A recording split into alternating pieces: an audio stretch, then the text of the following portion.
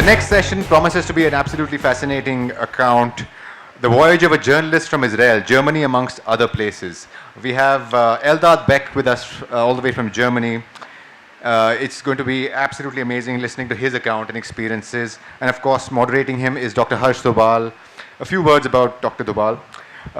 Dr. Dobhal has been studying, conducting, and supervising field-based research, writing, teaching, publishing, and pursuing field experience in media, security, conflict, and peace and developmental issues internationally and nationally for over 20 years now. Dr. Hirsch has 8 books written and edited to his credit. Dr. Dobhal obtained his master's, MPhil, and PhD from Jawaharlal Nehru University, JNU, in New Delhi between 1990 and 1999. He was a visiting research scholar at Rothberg International School in Jerusalem, and later a postdoctoral fellow with the Political Science Department of the Hebrew University of Jerusalem between 1999 and 2004. Hirsch has written extensively on West Asian affairs, globalization, environmental issues, human rights issues from national and international, for national and international media and journals. He's also worked as a journalist in India with the Press Trust of India, PTI, from 1995 to 1999, and later served as PTI's West Asia correspondent based in Jerusalem and Gaza, from where he also contributed to major Indian dailies, TV channels, and BBC for over 5 years. He's also been the editor of Combat Law, a human rights and law bi-monthly journal published in English and Hindi simultaneously. Dr. Hirsch has also served as executive director of the Human Rights Law Network, the only public interest law firm in India with a nationwide reach, and one that functions as a collective of lawyers and social activists dedicated to use the legal system to advance human rights in India. Dr. Hirsch is currently working as a visiting professor in the School of Communication at Doon University. Prior to this, he was heading the School of Art, Design and Media Studies at the Sharda University. Dr. Dobhal, please. I'm actually going to let Eldad say a few words and tell you all about himself, because the volume and body of work that he's done is absolutely amazing. And as I said, he's here all the way from Germany, courtesy the Embassy of Israel in New Delhi. Eldad, could you please tell us a few words about yourself, and then we can start the session. Thank you very much. I wouldn't know where to start. I was just giving an interview to a journalist who, for the first time in my life, asked me, where did you start the journey of your life? Anyway, I was born in Haifa in Israel, and I have been a journalist now for over 30 years for different Israeli medias and also European medias, reporting about the Middle East and European affairs. I have been based recently in Paris, in Vienna, and in Berlin. I have published so far 3 books. The first one is called Beyond the Border. It's about my journeys in Arab and Muslim countries to which Israelis are not allowed to go to, and we'll talk about it later on. The second one is Germany at Odds, about my personal experience as an Israeli journalist in Germany, and we'll talk later about why is it so special. And the third one, which was published just recently, about a month ago in Israel, is the first Hebrew biography of the German Chancellor Angela Merkel, called The Chancellor, Merkel, Israel and the Jews, emphasizing the very strong connection that Angela Merkel has with my country and with the people of my nation. Thank you. Thank you so much, Eldad. Dr. Dobhal, please. Thank you, Eldad Beck. Well, we'll start with your journey. You just said you've been a journalist for over 30 years, and I know that being an Israeli journalist, reporting for a major part from Germany, Berlin, and we'll get into history, Israeli and German and all that. What made you shift from journalism to writing? You had a good job, you're writing for Israeli daily, Yediot Ahronot. I know that I've read the newspaper. It's one of the leading Israeli dailies, and you are really a well-known journalist. And you're reporting from the heart of Europe, as it is known. So what made you turn towards writing and quitting your very, very lucrative job as a journalist?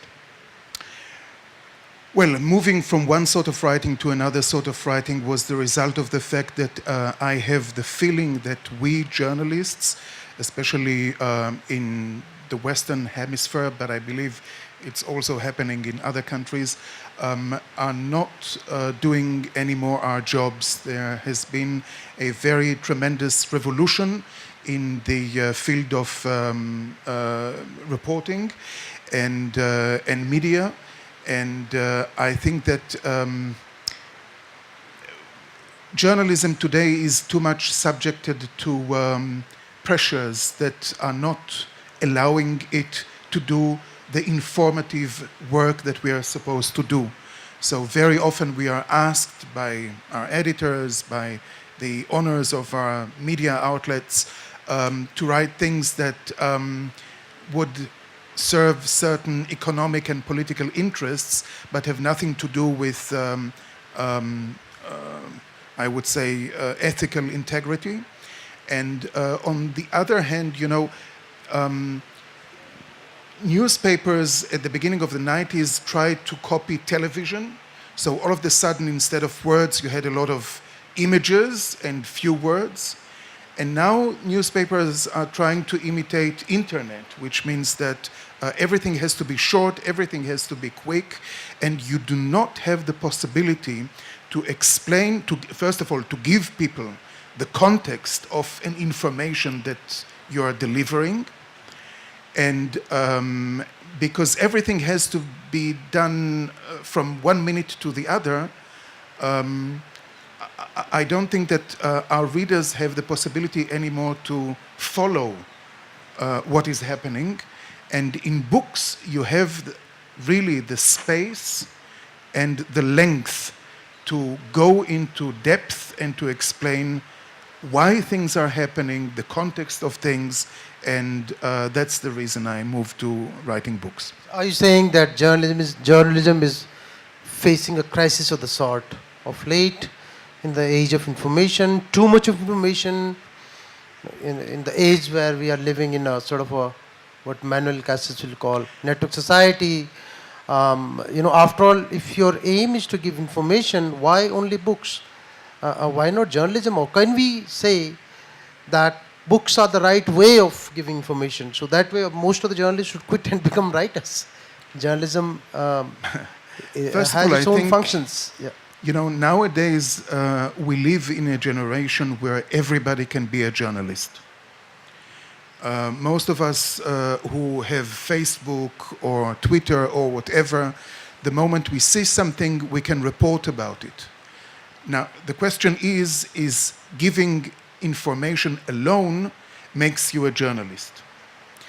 And I'm not so sure about the answer to it.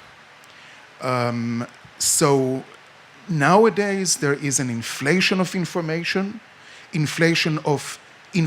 suppliers, and what we are lacking is the possibility to explain to our public what do they, or how should they conceive the information that we are giving them.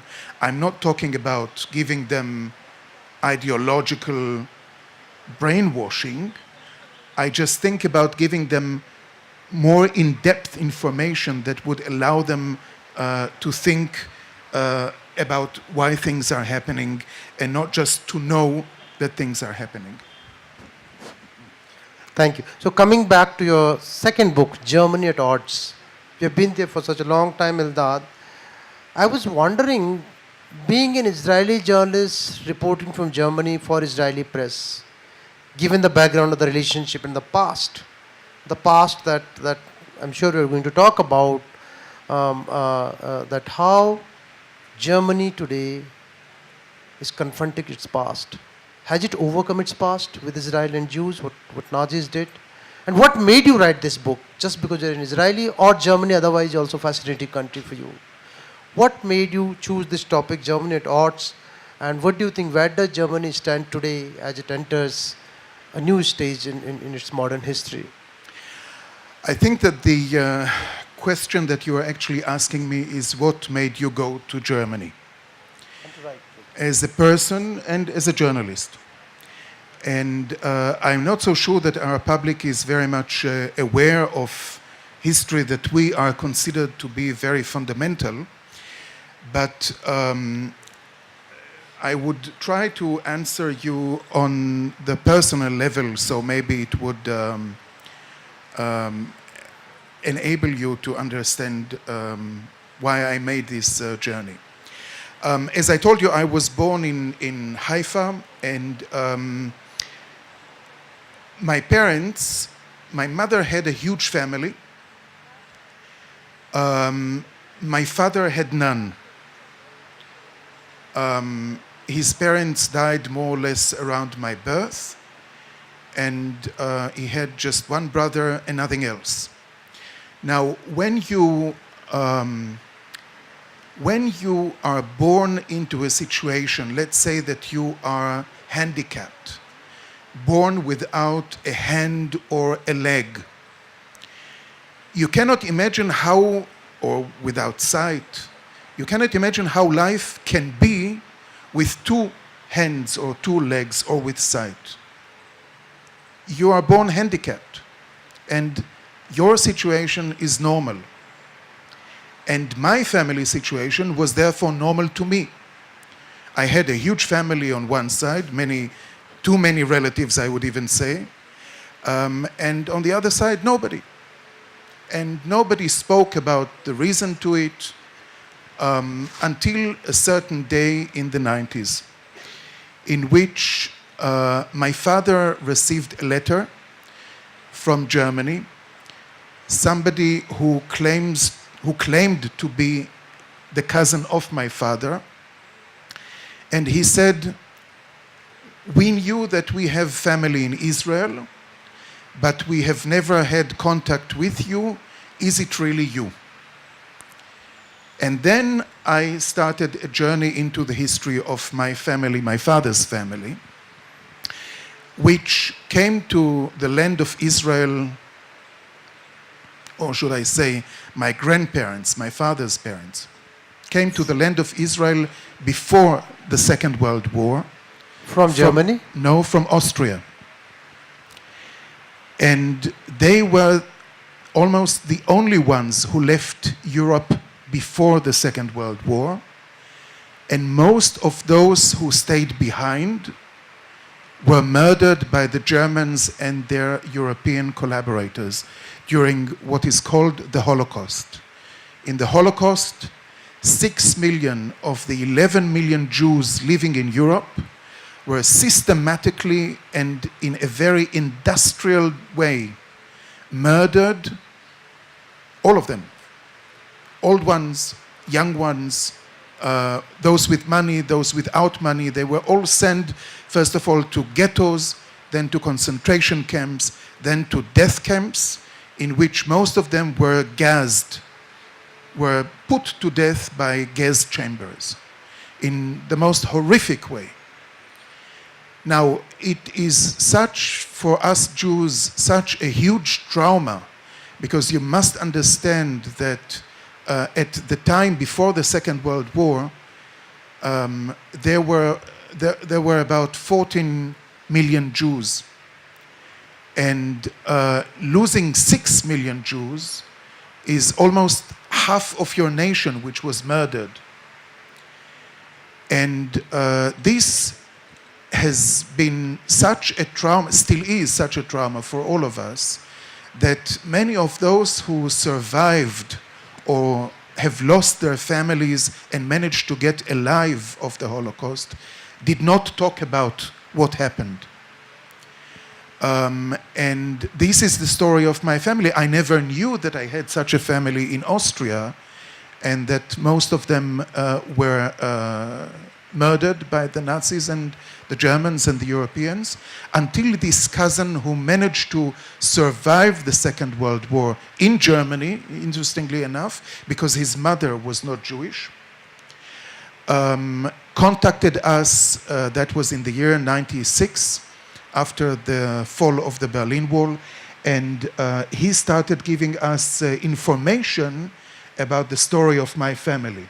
Information, photos, and there I was, almost 30 years old, and for the first time getting to know a family which I never had. And this was one of the main reasons that made me start this trip to Germany. First of all, I went to Austria and then to Germany because I wanted to get in touch with the roots of my family, and more than that, I wanted to understand how come nations that were considered very civilized, the European cultures, because one should not forget the Germans were not the only ones who were participating in the industrial death of the Jews, murder of the Jews. All the Europeans were participating in it. And I wanted to understand, I wanted to go to the area where everything started, to Germany, to Berlin, in order to understand what made the Germans such barbarians, and more than that, also to understand, is it only part of the history? Have the Germans really changed? And can history repeat itself? Well, for young students, many of them may be knowing, but you know that Israel was created in 1948 as a country, as a nation. And before that, during Second World War, nearly 6 million Jews, as you said, were killed in what is known as Holocaust by Nazi Germany under Hitler. I'm sure most of you know about it. I was wondering that, I'm not sure, I got your book yesterday and I tried to flip through it. Very interesting, disturbing as well, but sometimes very shocking details there. Got to read a little bit about how neo-Nazi forces are emerging in Germany and they're finding foothold in governance, some other radical elements, even to some extent trying to influence and shape the country as a people, as a nation. Is that true, and how far? Could you just highlight that a little bit? Well, there are some phenomena that I write about in my book, which I think are extremely important. The new Nazis, as you call them, are only part of the phenomenon, and they are in the margins of the German society. What is much more worrying for me is the fact that you find radical positions, including very strong anti-Semitism, anti-Jewish opinions and thoughts, not only in the margins of the German society, but well in the mainstream. Now, you must understand that when Nazi Germany was defeated in 1945, it found itself under the occupation of the four powers, the US, Great Britain, France, and the Soviet Union. And the Germans, most of them anyway, had the feeling that in order to adopt themselves to the new occupation system, they are not allowed to say certain things that they think. Now, I would like to make a very important point. There are Germans, and I know quite few of them, who have dealt with the past of their nation, of their country, of their society, and have been learning a lot about what was done during the Nazi period. I think that one example of a German who really confronted the criminal past of its nation is the Chancellor Angela Merkel. And that's the reason I wrote a whole book about her, because I think that she is really an example of somebody who came. I don't know how many of you know, but Angela Merkel grew up in East Germany, which was a communist country. Doesn't exist anymore. And in the communist countries, they did not have any connections to Israel. And they were very anti-Israeli. They were very much pro-Arab and pro-Palestinian, and they were supporting terrorist attacks against Israel and giving weapons and money to Arab armies that were fighting Israel, and not admitting at all to any responsibility that they had on the Holocaust. And Angela Merkel grew in such an atmosphere, but she was intelligent enough, and it also has to do with the fact that she had a very good education at home. Her father was a priest, a religious person, and he told her that what she hears from everybody around her is not true. And she had enough decency and enough courage to study about the German history by herself and really to confront. This is one of the reasons that she is so connected to Israel and to the Jewish people. But this is an exception. Most of the Germans, a large part of the German population, feel that they were forced to learn about the Holocaust. That actually some would come up and say, you know, the winners rewrite history. We never did such a thing. Is there a sense of repentance? You've been there for 15 years, I'm told. Is there a sense of true sense of term, regret, repentance for what Hitler did to Jews among Germans of today, or during the period you lived? As I said, I met people who really felt sorry and terrible about what happened, but you cannot say that this is a general feeling among the German population. And I think that here I would like to quote Angela Merkel, because, you know, it's being part of the people who was slaughtered by the Germans. It is obvious that I have certain expectations from the Germans. But it's not obvious that the Germans would have the same expectations from themselves. But Angela Merkel herself keeps on saying that if the Germans do not deal with their past as they should, they will not have future. And I think that this is a lesson that everybody has to keep in mind, every nation. If you forget your past, you cannot have a future. And then Angela Merkel says something different, and which is almost very important. She says, it's not enough to say the right words, because you have many Germans who say the right words but don't necessarily mean it. Angela Merkel says, you have to say the right things, but you have to follow, or actions must follow words. And I think that when you think about what she did about 2 years ago, when she opened the borders of Germany to a vast movement of people coming from all around the world. Some of them are refugees, not all of them are refugees. I think that one should really put this historical decision, which is going to change Germany and is going to change Europe, in the context of the ethical and moral lessons that Angela Merkel has drawn from the history of her nation and her society. But I repeat, this is the exception. So can we conclude that anti-Semitism against Jewish people is still prevalent in Germany and maybe in other countries today? Anti-Semitism, which I personally define as a disease, like racism, is very much still present in Germany and in all European societies. The Germans and the Europeans would like us to believe that they have dealt with their anti-Semitism, with their racism, etc., etc.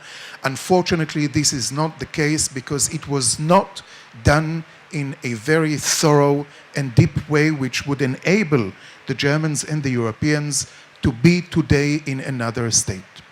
So given this, how do you look at the German-Israeli relationship? You have diplomatic ties.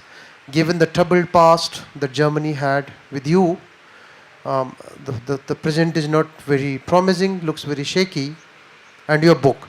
How do you look at German-Israeli relations today? There is definitely a lot of work to do.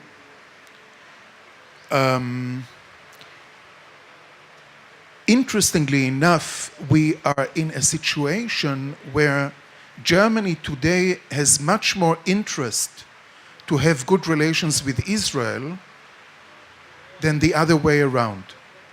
Because the Germans today, as many other European nations, find themselves confronting the situation that Israel has been dealing with ever since it was created. On one side, you have this massive immigration of people coming from the outside. You know that Israel, despite the fact that it has become a success story, is actually a country which is a refugee country. I mean, I'm one of the rare Israelis who was not only born in Israel, but my mother's family is a sixth generation born in the country. Most of the Israelis are coming from other places, immigrating to Israel because Israel is the land of our ancestors, and because persecution all over the world did not allow us to live in other countries. So dealing with absorbing huge numbers of immigrants and allowing them to be integrated and to have good life is something that Germany and Europe are looking for to learning from us.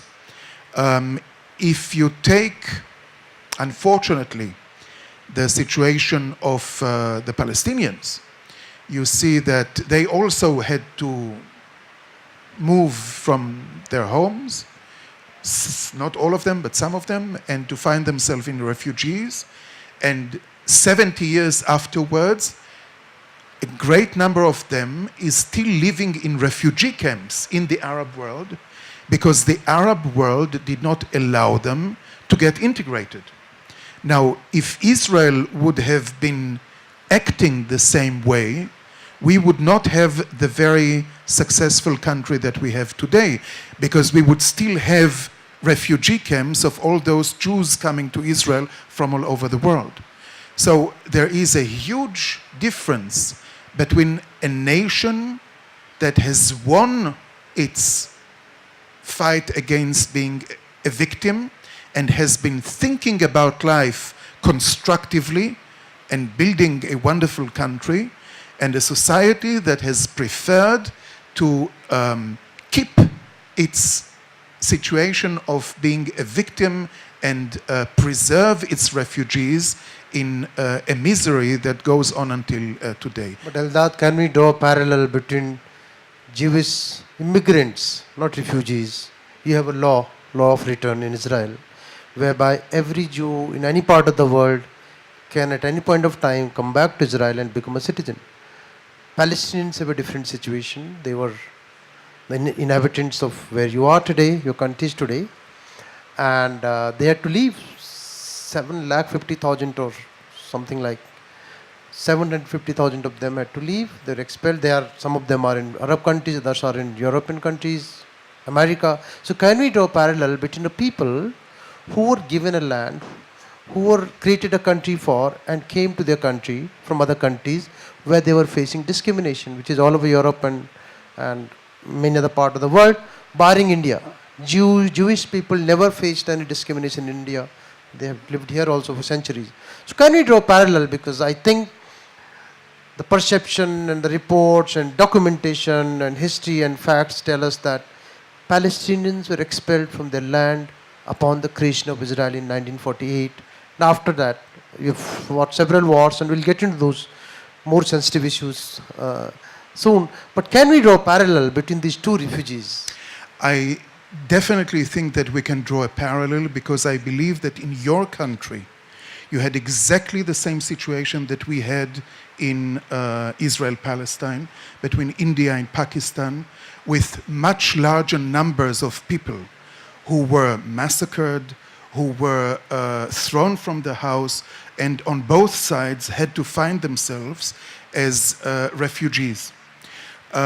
We normally speak about European Jews who came to Israel as refugees, but we forget that during what we call the Independence War of 1948, around 600,000 Palestinians were advised by Arab regimes to leave their homes so that the Jews could be massacred and the war would be over with. At the same time, one forgets to mention that 800,000 Jews had to leave Arab and Muslim countries, and they were integrated in Israel and live a very normal life. So, once again, I think that the parallels should be drawn in order to understand why 70 years after the war of 1948, we are extremely far away from finding any peaceful solution to the Middle East. And this is making a lot of people suffer. That brings me to a second book, or rather the first book, Beyond Border. Eldad has traveled all across, not all across, but to many Arab cities, Muslim cities, where an Israeli journalist is not allowed to go because of the historical factors and Arab-Israeli conflict. Israeli press and Israeli media reports what non-Israeli or non-Jewish journalists from the Arab countries, Muslim countries tell them. So there are typical stereotype kind of images about Arab countries. Eldad managed to travel to many cities, including, he'll tell you where all did he travel, but he went to many Muslim countries hiding his identity as an Israeli. I wonder how did he do that, because Eldad is a typically Hebrew and Jewish name. So he hid his identity and he managed to travel to many cities and came up with a book documenting the lives in the neighborhoods. Eldad, but I want to tell you before you get into books, I was in Israel for many years and I was traveling in Palestinian areas also, and I must tell it in front of, I must confess here that I had never seen something like this, where you can see, if you want to see the first world and third world, across the borders, if you go to the Palestinian areas, you are, sort of hit by an absolute abject poverty. Women traveling on donkeys, going to hospital, Israeli checkpoints, whatever. And the other side of the line, which is like almost a line drawn on the paper, you have what are known as settlers in Israel or even Israeli citizens, beautiful houses, tree-lined roads, development, first world. So the distance between first world and third world, which we generally don't know while living in a country like India, is few meters. Within 10 meters, within 50 meters, you have not third but fourth, fifth, sixth world maybe, in the first world. So this is, this is the kind of a dichotomy where Israel is living in the midst of Palestinians, other neighbors, some of whom are very, very poor. What is your experience about Arab societies that you travel? There are many things that I would like to answer your question, but I would start with one point that seems to me extremely important. I think that you're a little bit selective in the way that you are describing the difference between what is happening on the Palestinian side and the Israeli side. I think that even if you go to Gaza City, even if you go to Ramallah, even if you go to Jenin, you can find there are people living in conditions of wealth that you would not find on the Israeli side. And if you go to certain places in Israel, you would find people living in conditions, I think of Jerusalem, the Orthodox Jews in Jerusalem, living in conditions of poverty, which resembles the situation on the Palestinian side. However, in order to create the impression that there are the good Israelis, the bad Israelis, and the good, poor Palestinians, most of the medias are just going and documenting the poverty on the Palestinian side, ignoring completely the fact that the Palestinian society has many other aspects except for poverty. Now, I would like to tell you a personal experience that I had.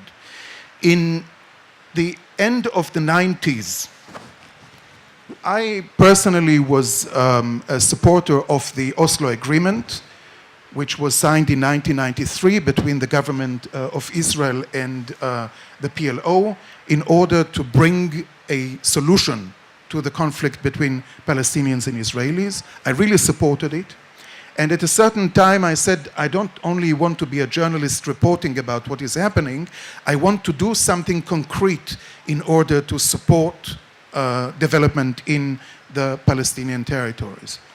And so I stopped being a journalist. I went to work for an Austrian organization that is doing what you call development projects all over the world.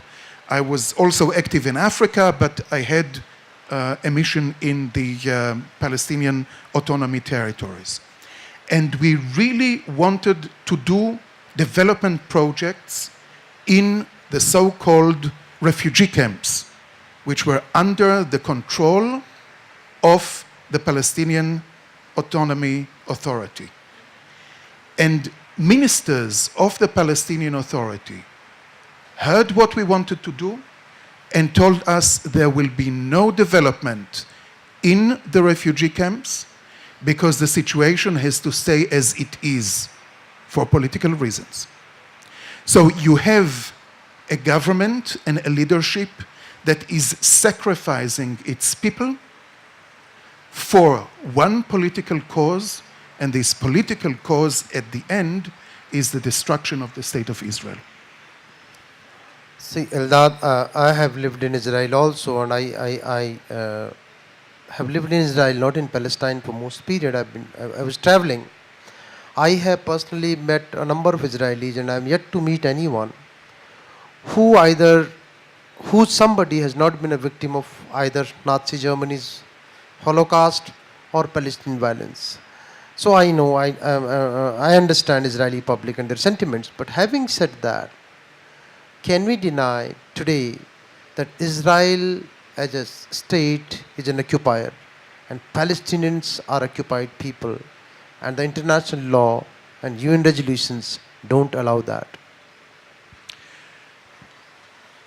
Since you ask me if we can deny, the answer is yes. The international law, well, there are some opinions of experts of international law who would explain to you the very basic fact that what you call or other calls the occupied territories, meaning mainly the Judea and Samaria or the West Bank, are not really occupied. Quite on the contrary, they are liberated territories. Because if you go back to the partition plan, ours, not yours, from 1947, this partition plan is talking about the creation of a Jewish and an Arab state in what used to be mandatory Palestine of the British occupation. And 1948, instead of accepting this partition plan, Arab armies, Arab states, all of them surrounding what was supposed to be the Jewish state, started marching on the Jewish state in order to crush it and not let it see the day. And what was supposed to be an independent Arab state was occupied actually by Jordan and by Egypt. The West Bank being occupied by Jordan and the Gaza Strip occupied by Egypt. Now, strangely enough, at the time, until 1967, nobody speaks about a foreign occupation, despite the fact that, according to the international law, there was an occupation. In 1967... Palestine was not a country, you know. Sorry? Palestine was not a country. Exactly. Palestine was supposed to be a country, but Arab countries did not allow it to become a country. And therefore, it was an occupied country that never came into existence. 1967... Palestinians don't consider that as occupation. Listen, the occupied themselves is not considering it occupation. Palestinians so how do can not we say that?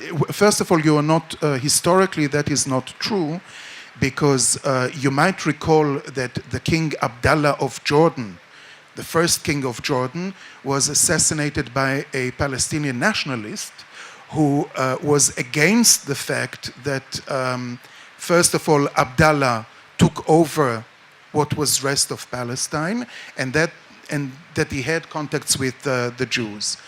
And by the way, at the time before 1967, and even some years afterwards, if you look at the symbols of all Palestinian organizations, you see very clearly that they are not talking about liberating the West Bank and Gaza, they are talking about liberating the whole of Palestine, including Jordan.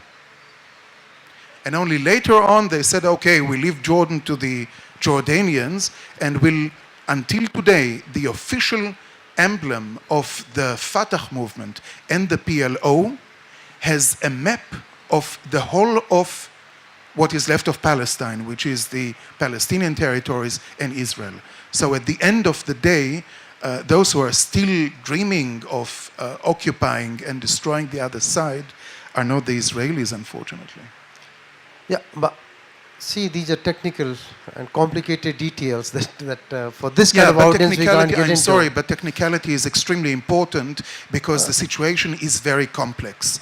And bringing things in a non-technical way makes the situation much more complex. We should not believe anything that we think that we know. But there are reports by Amnesty, by Human Rights Watch, by international bodies that have very clearly held Israel responsible for increasing its weapons and arms deployment against Palestinians for attacks. There are a number of them, and all of have been reading about it. And I've been one of the reporters, so I've reported from both the sides. So the fact does remain that Israeli, whatever, in an attempt to secure itself, whatever the fight, but the use of arms and ammunition is disproportionate compared to Palestinian violence. Of course, Israel has every right to arrest, to kill even anybody within the country of Israel if somebody is attacking civilians or army or anyone. But does it have a right to occupy and attack people inside, even within PLO, Palestinian Authority areas? Well, once again, I will have to go a little bit into depth. Let's, make a rush through history. 1979, Israel signs a peace treaty with Egypt and gives back the whole territory of Sinai, the half island of Sinai, which is 3 times bigger than Israel itself. Which it annexed in 1948 or beyond? No, Sinai was occupied in 1967 when during the war. Then Israel has left in the year 2000 Lebanon without any agreement. I reported that. And then I've been on the other side of the border, on the Lebanese side. And then 2005, Israel decides to do a historical step. For the first time in the history of the Middle East, the Palestinians are being given by the Israelis independence, the right to control themselves. And Israel is leaving the Gaza Strip and lets the Palestinians do whatever they want to do there. Now, you cannot say that Israel hasn't done some very risky steps in order to promote peace. Let's look at what is happening in Gaza ever since 2005. Hamas takes control of the Gaza Strip, and instead of developing this area for the sake of the Palestinian population, it starts attacking Israel from the Gaza Strip with missiles, a policy that led to 3 very destructive wars between Israel and the Gaza Strip, and which has brought many Israelis to ask themselves, if this is what we get for living or giving the Palestinians the right to govern themselves, we do not want to repeat this mistake. And therefore, you find very few Israelis nowadays that are willing to give away the West Bank to the Palestinians, because we know that what has happened in Gaza will repeat itself from the West Bank in a much more dangerous context, because if 10, 12 years ago we were just dealing with the Hamas, nowadays we have ISIS, the Islamic State, Al-Qaeda, and whatever other radical organizations in the Gaza Strip, in Sinai, in Jordan, on the border with Syria, and in Lebanon. Now, if you follow the information that the news outlets give you, you know exactly what these organizations are planning for everybody who is not the right sort of Muslim. And in such a situation, giving away the West Bank to any Palestinian government would be suicidal for Israel. Now, the current Israeli government has been very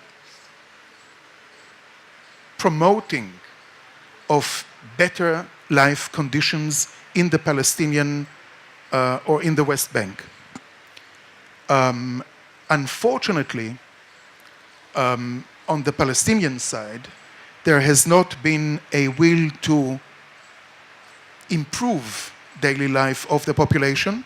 The only prime minister that they had, Salam Fayyad, which you probably know from your journalistic career, who was really uncorrupted and was working in order to develop his population, was fired by other corrupt people.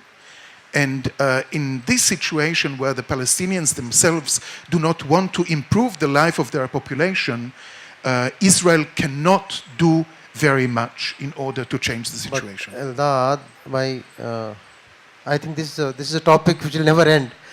Israel, its birth was accompanied by violence. There's immediately a war.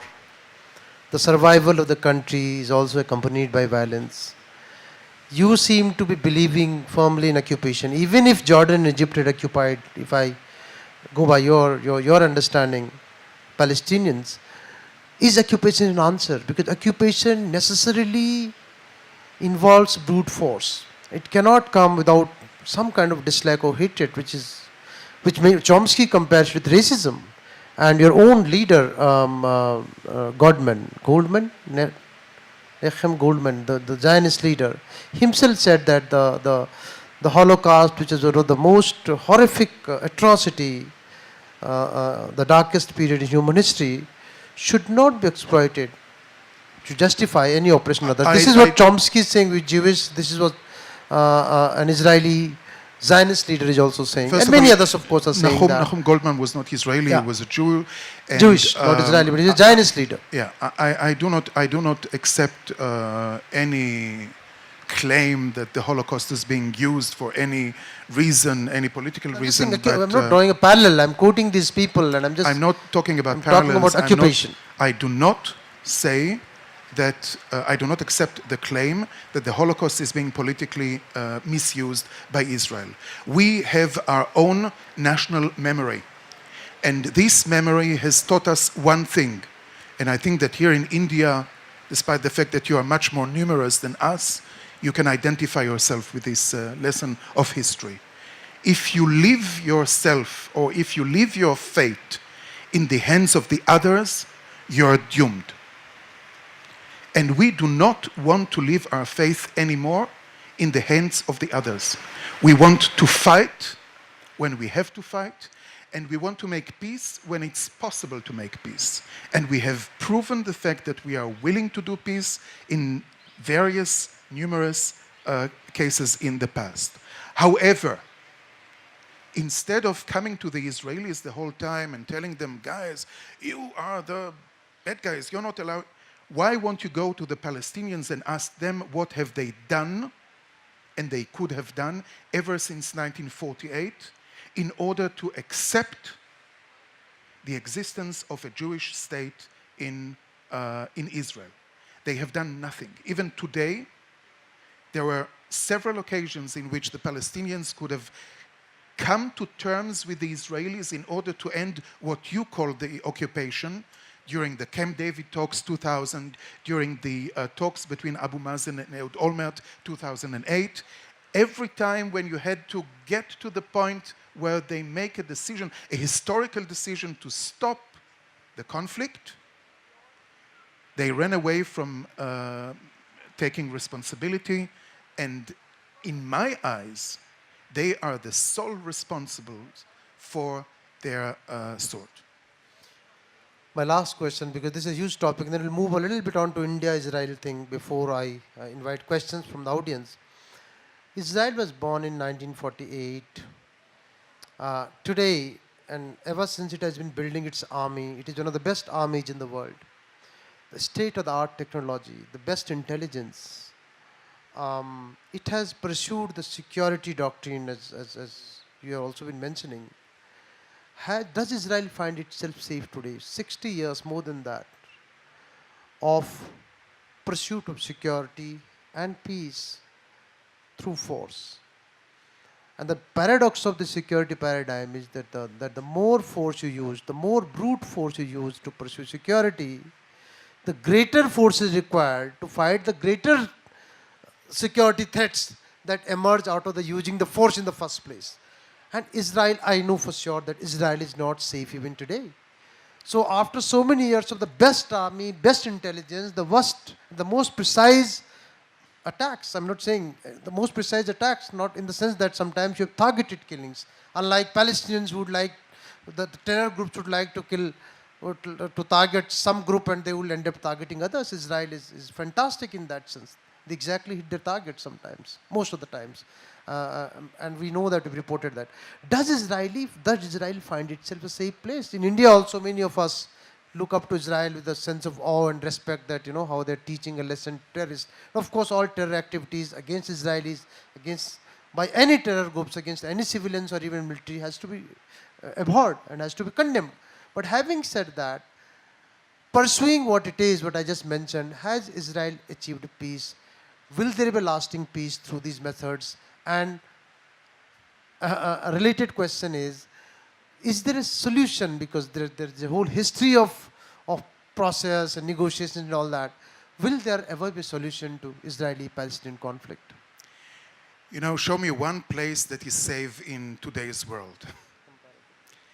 I myself experienced 2 terrorist attacks. The first one happened in Barcelona, in Spain, and the second one happened in Paris, in France. And just a few months ago, we had a terrorist attack in Berlin. In the current situation of the world, and in the current situation of the Middle East, when you know exactly what is happening in Iraq, in Syria, in Lebanon, in Yemen, in Libya, in Egypt, and this is only part of the list. Yes, Israel is a secure place. Relatively secure, and much more secure than many other countries in the area and around the world. And we managed to do it through the fact that we have a strong army and that we have a presence of the intelligence services in areas from which terrorists are trying to get to us. This is number one. Now, is there a solution?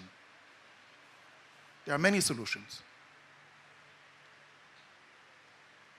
I just think that if we want to have a solution, and by the way, I'm not so sure that the international community is interested in such a solution. Because as long as the conflict goes on, everybody can interfere in our affairs. You asked me about my trips to the Arab world, about my first book. Now, one should know, and very few people know it, that Israel is living ever since it was founded in 1948 under boycott of the Arab and the Muslim world. Even faraway countries like Malaysia and Indonesia, that has never had any conflict with Israel, are boycotting us.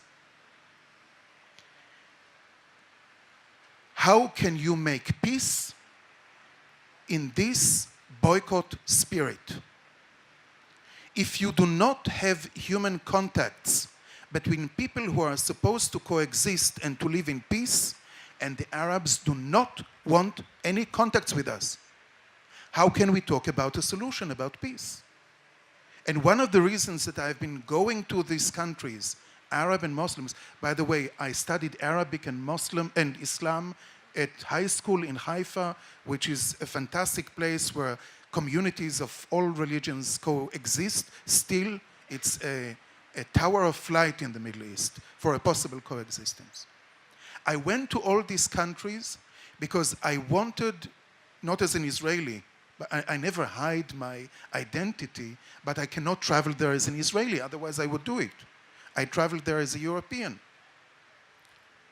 I wanted my readers, my fellow Israelis, to have a look of what is happening beyond the border.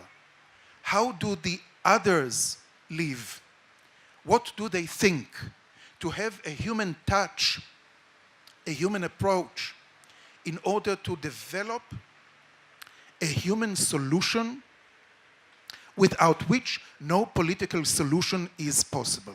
So everybody is saying to us, first of all, we must find a political solution, then we will go into the other. I'm saying, no, this is the wrong attitude. We have to do the other way. We have to work on peace education. We have to fight incitement. We have to fight anti-Semitism, which is extremely, extremely strong in Arab and Muslim societies.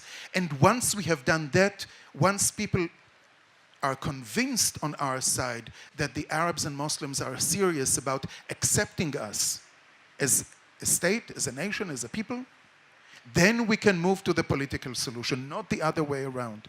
Because as long as you do not have this peace education, there will be no peace. People will go on dreaming the dream of destroying Israel and killing the Jews. And this is, what ISIS is doing to Christians, to Druze, to Kurds in Syria, in Iraq, in Libya, is exactly what they wanted to do to us in the war of 1967, the Six-Day War, and they said it. Now, you're talking about occupied territories. I'm saying, first of all, they are not occupied because we liberated them from foreign liberation, from foreign occupation. And secondly, hadn't we had the chance to get these territories, I wouldn't be sitting here today because I was born 2 years before that war. I would have been slaughtered the same way people are being slaughtered in Damascus, in Homs, in Hama, in Baghdad, and other way. If not slaughtered, maybe they would have used, like the Nazis, chemical weapons and gas against me, the same way that they are using against their own people. So who are the real enemies of Israelis and Jews? You talked about the Arab world. We also talked about Germany, Europe, anti-Semitism. Having traveled so much, done these two very critical books, who do you think and why are they the enemies of Israel? I think that Israel First has of all, a lot of there's challenges. international community on the one hand, which is critical of Israeli action. There is Arab world. You just mentioned about Germany and anti-Semitism, and then you just mentioned about Arab world. So it seems that Who is the bigger Israel. enemy of India? And why so many? China or enemies? Pakistan? Make a But choice. These are in Asia. Well, Your sense of Once threat again, perception is spread all over. You're avoiding parallels that should be done. I'm coming to that. Don't worry. I'll be coming to India, Israel. You're avoiding Immediately parallels after that this. should be done. Listen, our situation is very complex. I cannot consider Europe today as an enemy, despite the fact that several Europeans would really love to see Israel disappear from the map. I definitely think that the biggest challenge that we have right now is dealing with the problems that we have with the Arab and Muslim world. And I think that once the Arab and the Muslim world will start solving its own problems, and I take as problem number one the self-victimization. If they would stop treating themselves as victims of everybody and try to take an example from Israel, who has constructed something fabulous. I mean, you've been in Israel, you've seen, and the land has developed a lot in recent years. Instead of destroying, construct. If the Arabs and the Muslims would go in this way. I mean, here in India, first of all, I really would like to thank the festival here, because thanks to the festival, I was able to come for the first time in my life to India. I'm probably the only Israeli who has never been to India, because you know most Israeli come here after their military service in order to forget what they had to experience. But I'm really thrilled to be here. It's a fantastic experience. It's and for me, somebody who has learned about Islam, going to places like the Taj Mahal and experiencing the glory of Islam is something, it's a dream coming true. You, in your own country, have examples of how wonderful Islam can be and what contribution it had to the human race. So instead of going back to the 7th century, the days of Muhammad, I believe that the Islam should move forward and get inspiration from the time of its glory and become again contribution to the human race by constructing and not by destroying. You just said that a lot of Israelis, young Israelis come to India immediately after army. And in Israel, everybody has to do army. It's mandatory. No, in India it's not. We are too big. If everybody does army, then we don't know what will happen. So in Israel, everybody has to do army after 18 or by the time you're 18, immediately after school. Thousands of these young Israelis visit India. They go to Rishikesh, Dharamsala, Goa, here and there. And you just said that they come here because they want to forget. Before that, of course, you said that we are a very safe country and all.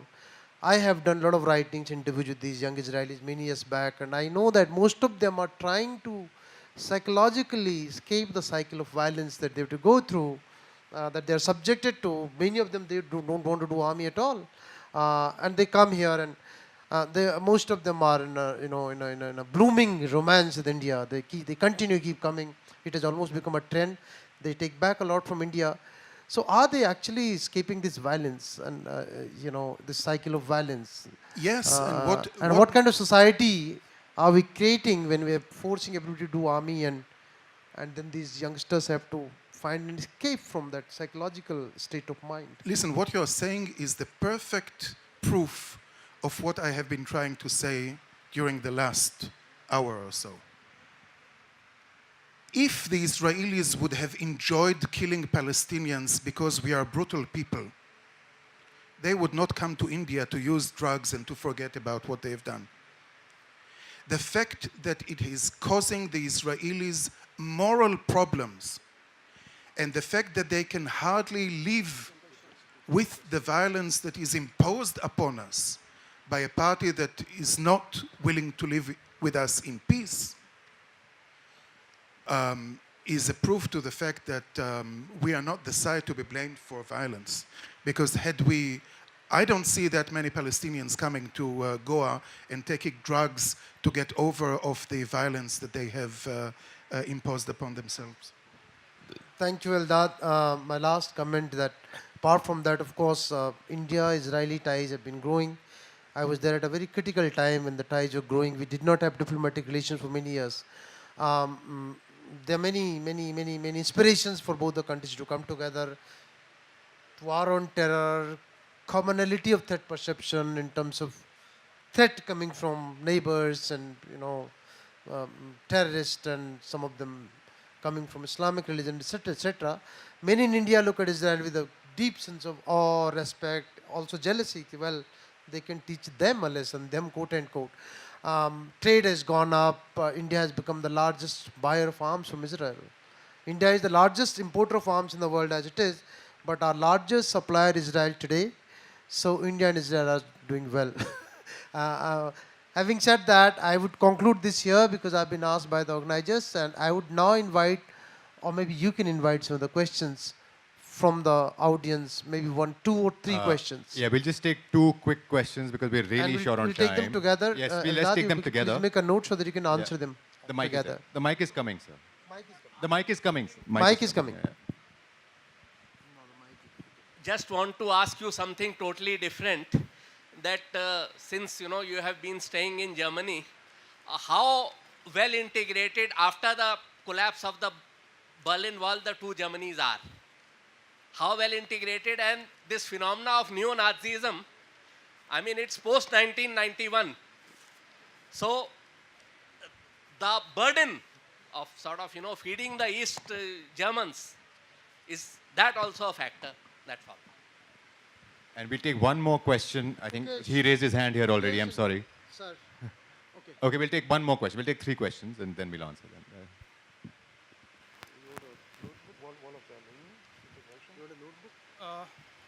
Why atrocity on Jew has been studied in depth all over the world. And for example, during Goan Inquisition in India, there was lots of atrocities. Can you use the microphone a little bit closer because I don't hear what you're asking?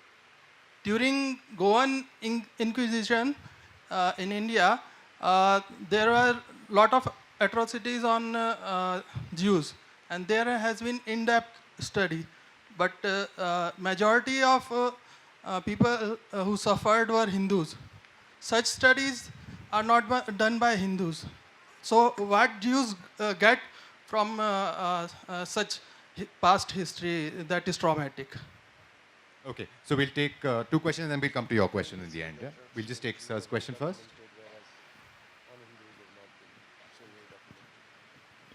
We'll take that question first about Germany and how integrated East Germany is now. Sorry, I thought there was coming another question. I know, we'll do that in the end. How good integrated is... well, I think the fact that the leader of Germany nowadays is coming from East Germany, Angela Merkel. She was not born in East Germany, but she was raised in East Germany and she became politician in East Germany, shows that there is a certain level of integration which is quite satisfactory. Strangely enough, if you travel around Germany, you would find that the areas which used to be East Communist Germany are much more developed than the areas of West Germany, because they needed to go through a development process which did not happen in the West, which considered itself to be developed enough. So if you want to use better infrastructure, go to former East Communist Germany and avoid West Germany. It's also in the mentality of the people, which is extremely interesting, because the West Germans, they were sure that they know everything, that they are wealthy enough, they don't have to do any effort anymore. The East Germans, on the other hand, had to go through a whole process of reinventing themselves, because I think that we cannot even start to imagine what the East Germans went through. You know, they were all living in a country which nobody thought would disappear from the map of the world, and in one day, in one night, this country was gone. Not only the country, a whole system, a whole ideology.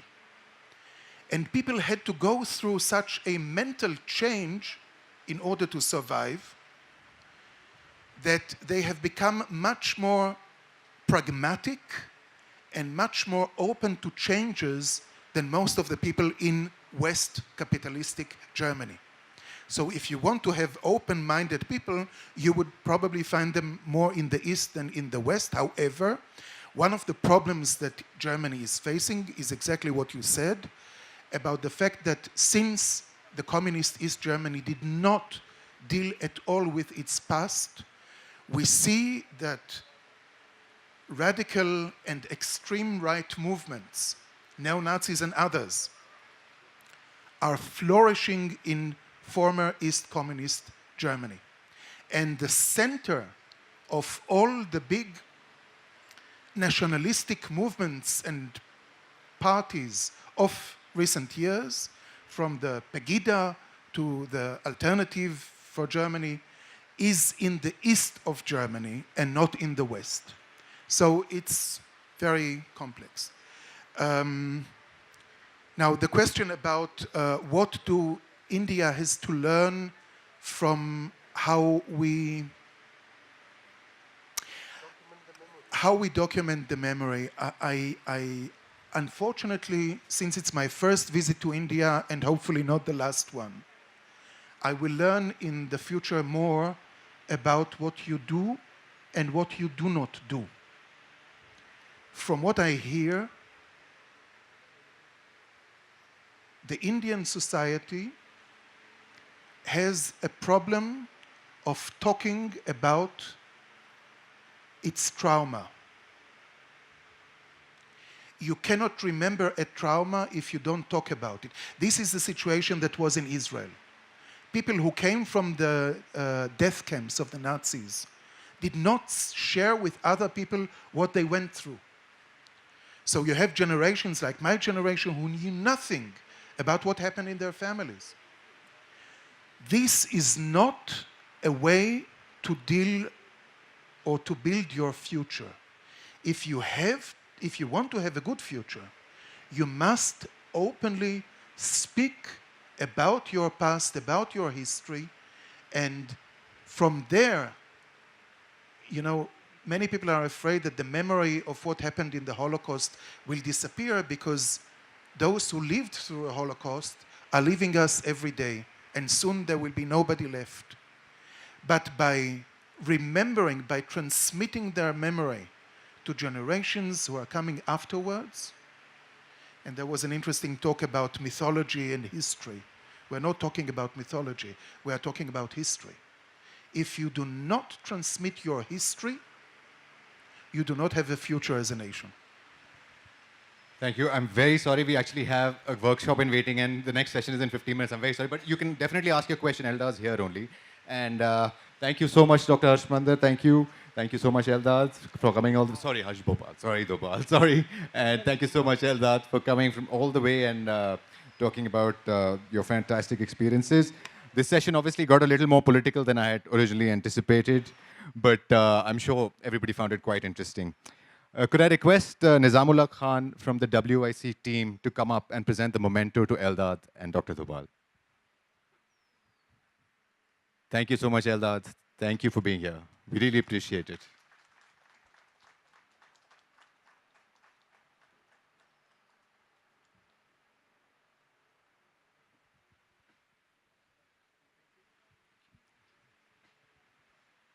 Thank you so much, Dr. Dobhal.